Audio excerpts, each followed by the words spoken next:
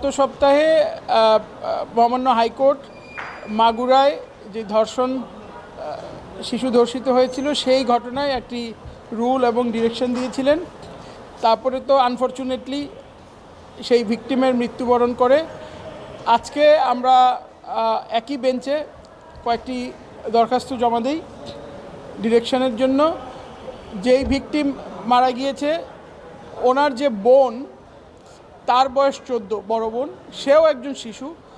সেই শিশুকে যাতে অ্যাডিকুয়েট প্রোটেকশন এবং সিকিউরিটি দেওয়া হয় এবং তার ওয়েলফেয়ারের জন্য এই মর্মে একটি ডিরেকশন আদালত দিয়েছেন আজকে।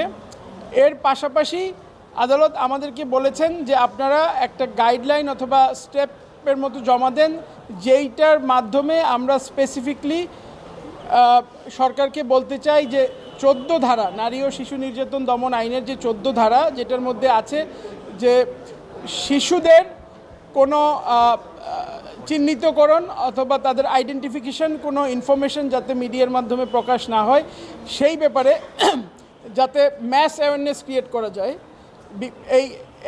এই সেকশনটা নতুন এবং আমাদের দেশের অধিকাংশ মানুষেরই এই ব্যাপারে খুব একটা ধারণা নেই, অ্যাওয়ারনেস নেই। সো মাননীয় আদালত মনে করেছেন যে আমাদের সবার উচিত এবং রাষ্ট্রের উচিত যে এইটার ব্যাপারে একটা ম্যাস অ্যাওয়ারনেস ক্রিয়েট করা, এবং সেই মর্মে আদালত আমাদের কাছে চেয়েছেন যে কিভাবে এবং কাদেরকে দিয়ে এই ম্যাস অ্যাওয়ারনেসটা ক্রিয়েট করা যায়, কি কি স্টেপ নেওয়া যায়।